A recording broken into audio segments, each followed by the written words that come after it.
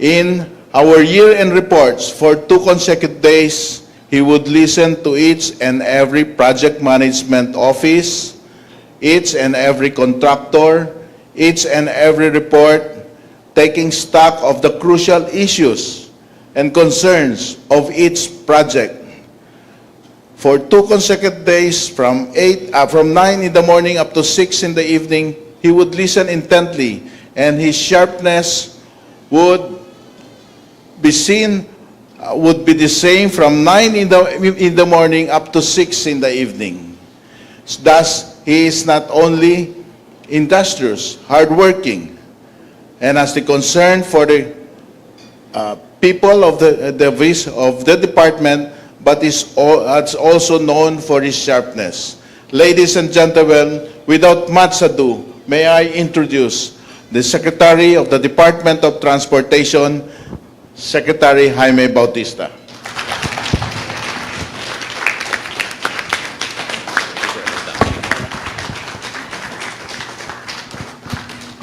Please be seated.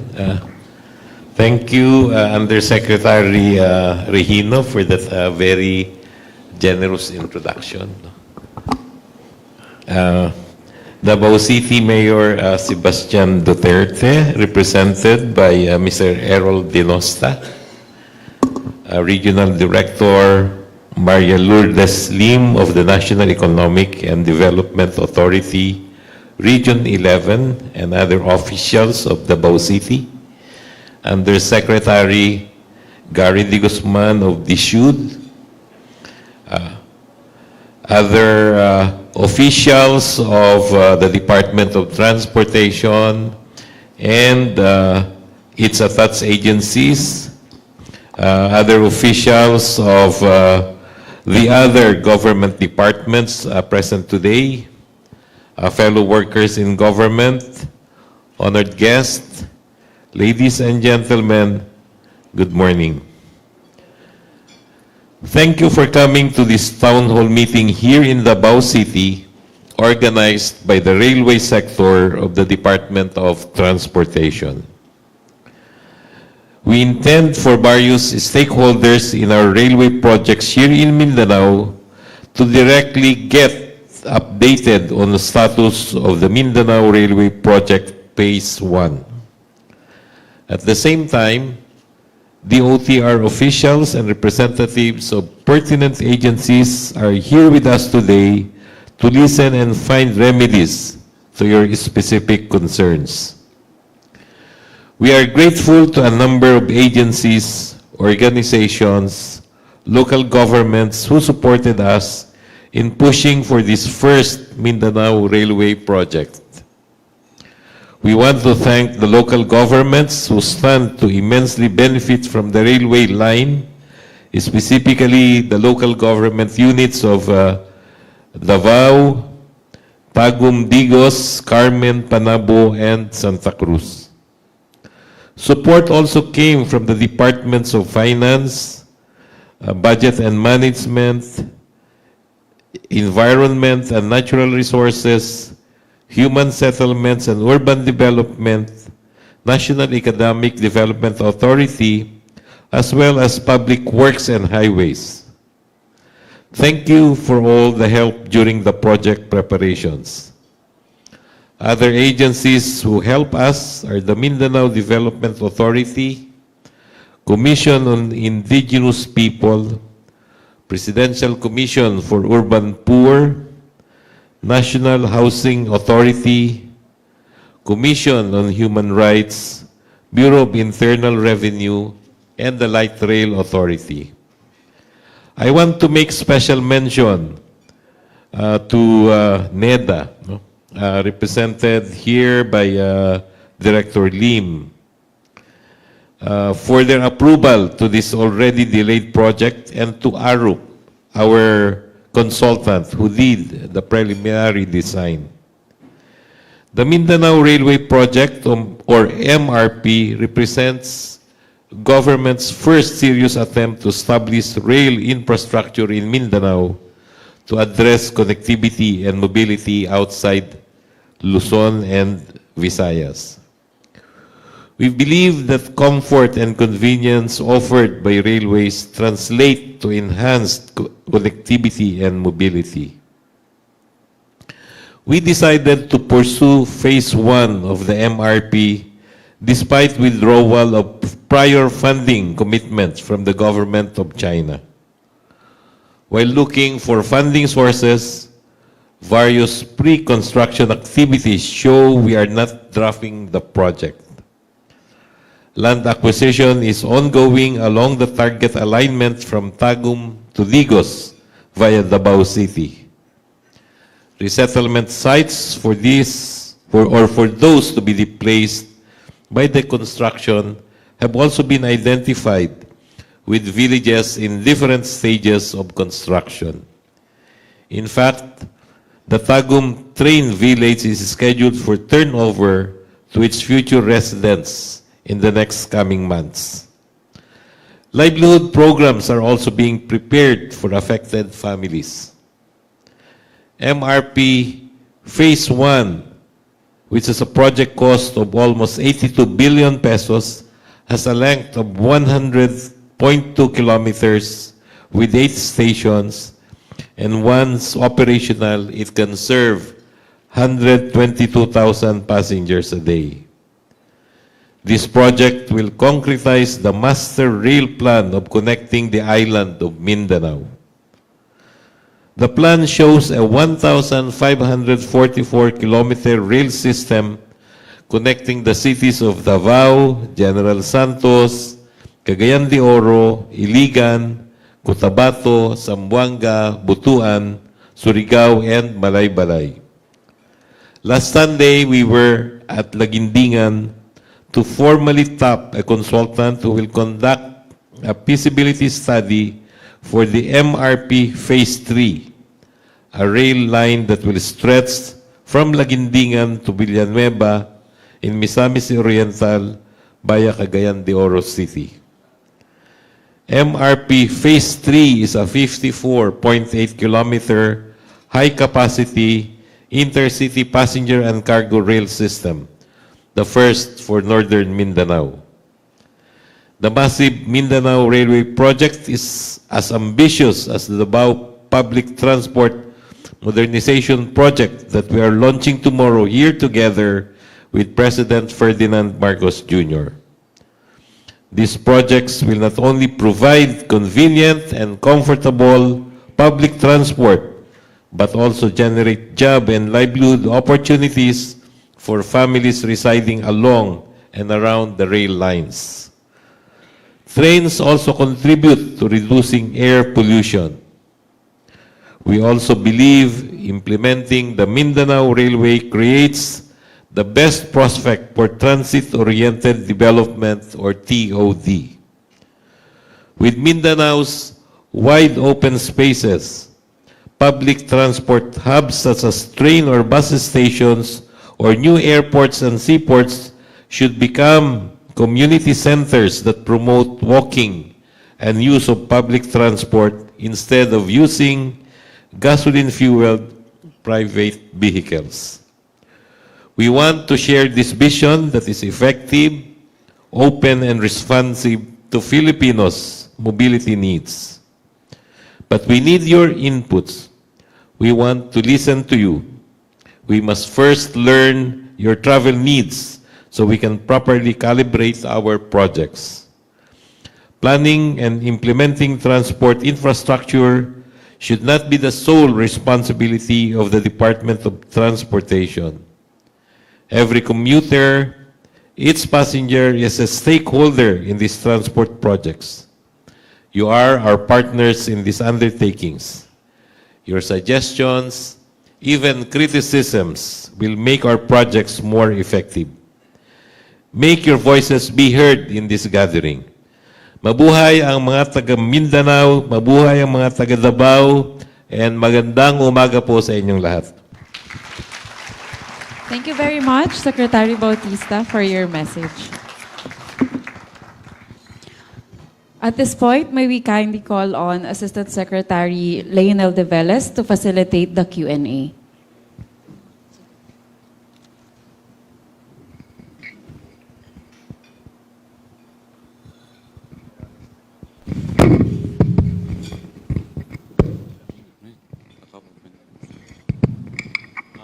Hello.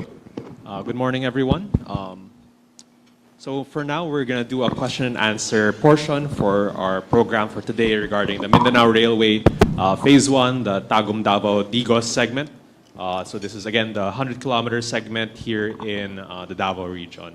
So today we're going to answer any questions that you may have, especially from the concerned stakeholders. Even Mampo from NEDA, if you have further questions, let us know so we can discuss it. So the floor is now open. I think the Secretariat will approach you if you have questions with a microphone. So, yes. Yes.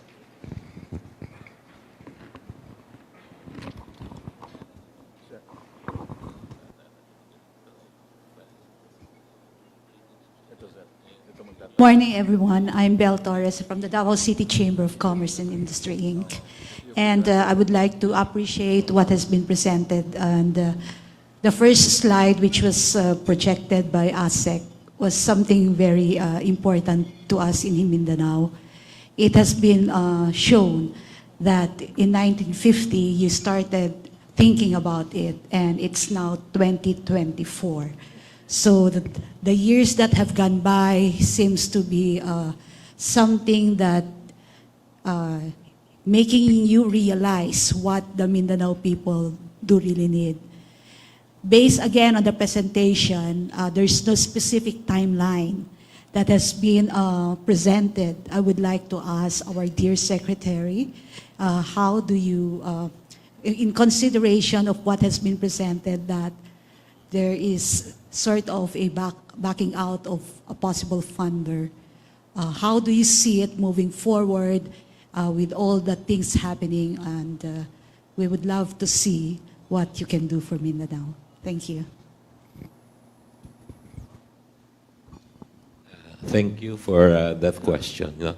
As mentioned earlier, this project is an important project of the Department of Transportation. And it has been delayed. It should have been implemented. Unfortunately, the loan that will fund it was canceled. And we're now working closely with the Department of Finance for other possible funding. We're talking to certain agencies right now. Other governments, official development assistance, possibilities from different government here in Asia and ASEAN. And the Secretary of Finance also is working with us on how we can address this funding requirement. Because you know that we have also very limited fiscal space, and we cannot just implement this with government funds. So rest assured that we will work closely with the Department of Finance and other government agencies. But we are seriously continuing and improving the program.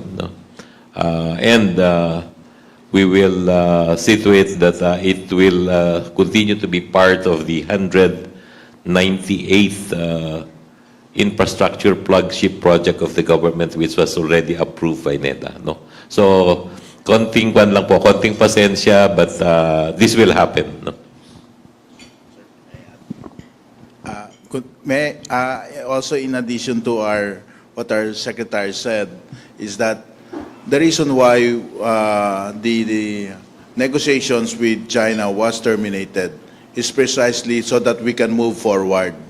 Kasi po, as you know, the negotiations with China has been dragging on for years. And so, in a negotiations on a government-to-government basis, we cannot just negotiate with other governments on the basis of committee and diplomatic ties with them. Before we open up negotiations with others, we have to formally terminate. So precisely, that is precisely we want to move forward, and that is the reason why we the negotiations with with China was terminated. But having said that, we are also going to conduct an updated FS of the Mindanao Rail Project and forward it to NEDA. One aspect of the updated FS would be to integrate it with the ongoing other infrastructure transportation projects, as well as to integrate it with the freight system. For example, should the Mindanao rail system be also integrated with the ports of Mindanao? And we should, when we talk of the rail, we should not only be talking about what the first thing comes to our mind is the commuters, the passengers. But actually, Mindanao is known, is a producer of, or an exporter of goods. And because we are an exporter of goods, the freight system will be very important for Mindanao because in accordance with international standards, the freight cost immediately goes down with the freight system. So that is another thing. And the third point is, it's not only ODA that we are looking into. We have learned our lessons from the past rail projects, and we are also looking into hybrid approaches to the rail project. We are looking into the best and fastest way to achieve this. The hybrid approach is the government takes care of the right-of-way, the official development assistance takes care of the electromechanical aspect, and the private sector takes care of the civil works together with operation and maintenance. So that would be the high-speed approach. The investment of the private sector will be recouped through the years through the operation and maintenance of the rail system. So that is one possibility po that we are also looking into, and the updated FS of the Mindanao Rail Project will look into all available options and the fastest and most practical option for all of us po. With the permission of Secretary Bautista, I just want to add some of my thoughts regarding the Mindanao Railway Project because I was an Undersecretary also of Department of Transportation during the last administration. And it was during my term as USEC for Finance that I downloaded all these funds for right-of-way. We got the support of the local government units, and I think when you talk about railway projects, let's not just focus on construction. The more important thing that we should accomplish first is to accomplish the right-of-way, to acquire the right-of-way. And that is, I think, where we are now. We are, I think, DOTr is continuously acquiring the right-of-way, and our department now, with the human settlements, we are continuously working on the resettlement of project-affected families. Those are very important also, because you cannot construct a rail when there are still no right-of-way in the first place. So while waiting for the funder, whoever it may be, maybe China, Japan, and all other interested countries, we, the government of the Philippines, as our counterpart, is to acquire the right-of-way and resettle all the project-affected families. And we are happy to tell you that in Tagum, we are in the process of constructing 248 resettlement houses. And comes March 2024, we will be awarding already 20 out of the 248. So yan po yung ginagawa ng DOTr and other agencies while waiting for the funder. So hindi po tayo mawawala ng pag-asa. Sinasabi natin, 50 years na plano na to. Siyempre, kung taga Mindanao nga, wala, plano lang yan, drawing yan. But the good thing is, there are already funds, and we're moving forward, and we are doing the counterpart of the Philippine government. So I hope that in the future, when we have already funded, we can fast-track the construction to realize the modern railway for Mindanao. Salamat po. Are there other questions from the attendees? Maybe from Ned as well with some, yes. Good morning once again. We are pleased to know that the feasibility study for segment 1 of the Mindanao Railway System will be forthcoming and will be updated. Initially, it was NEDA that funded the FS for this segment. Originally, the Regional Development Council of Davao Region endorsed this project with the dual track and electric system run. So we are hoping that the updated FS will consider, Secretary, this endorsement of RDC 11.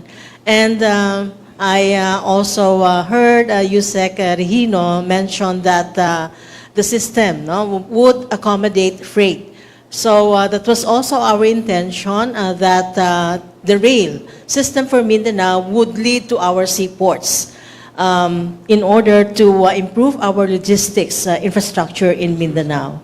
So we're all looking forward, and NEDA Central Office looks forward to receiving this updated FS and go through the process of approvals once again with the ICC. Thank you so much.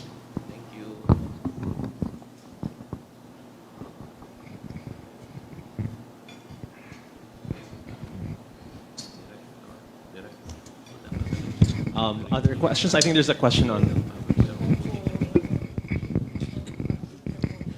Madayon na adlaw. Good morning. I'm Attorney Miguel Palmahil of the Department of Human Settlements, Davao Region.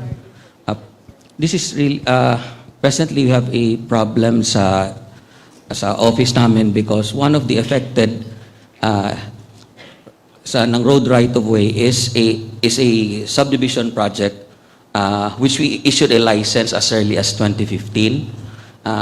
In fact, there are presently 28 complainants right now. And Attorney Clifton and I, we've been meeting with the complainants and the developer. I'd like to ask, how are we going to, what is the process para ma-settle yung problem? Because there is already house and lot construction on a high-end subdivision project wherein the Mindanao Rail will pass through. But we could not give a concrete answer to the complainants because of the pendency of the project. Yes, if the project right-of-way will affect the subdivision, first, we are already conducting we will be conducting the updated study, and we will again review the alignment. And if it cannot be realigned, we will have to go through the process of just compensation. So just compensation will include consultations with the stakeholders, as well as a third-party appraiser who will take into consideration the market value. So there will be no utilization, of course, of the resources without the just compensation thing. So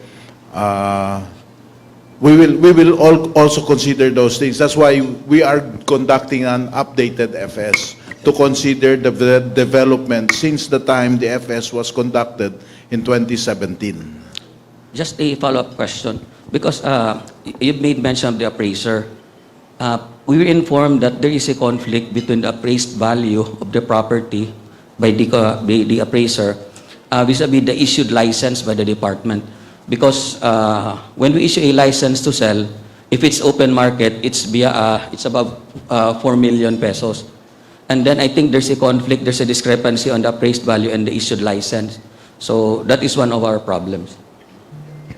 Yeah, we can consider that DOTr can review the assessment of the third-party appraiser and also discuss with the third-party appraiser the methodology used, because under international valuation standards, there are several methodologies that can be used and which can and we can consider which methodology will be acceptable also to the stakeholders. Thank you, sir.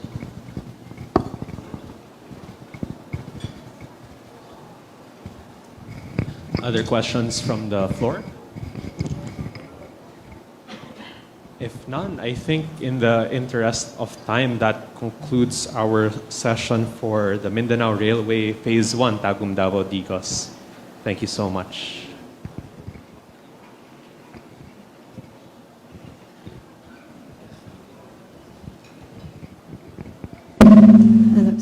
We kindly request the Transportation Secretary and our honored guest to stay on stage for a photo opportunity. And we would like to request the following representatives to join our guests on stage for the photo batches. Representatives from the national government agencies, our regional directors, and reps from our Davao City and LGU officials.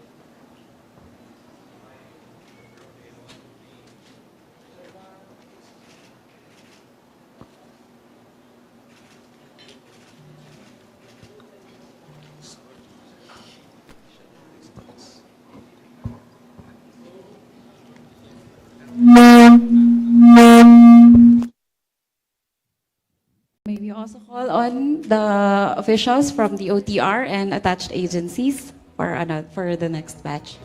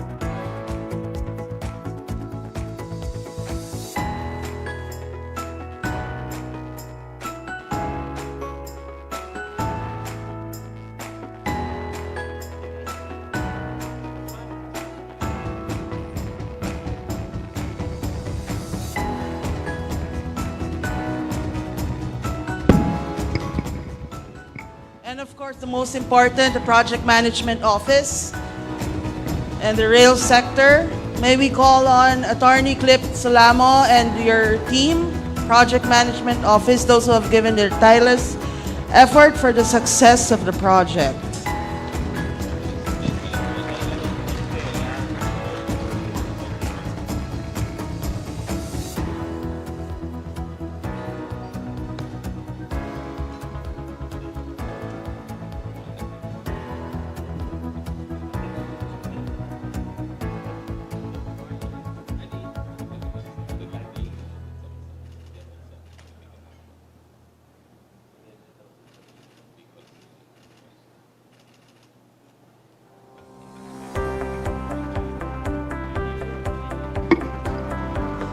So thank you very much. That concludes our program for this morning. On behalf of the Department of Transportation, we would like to thank everyone for joining us today, and have a good day.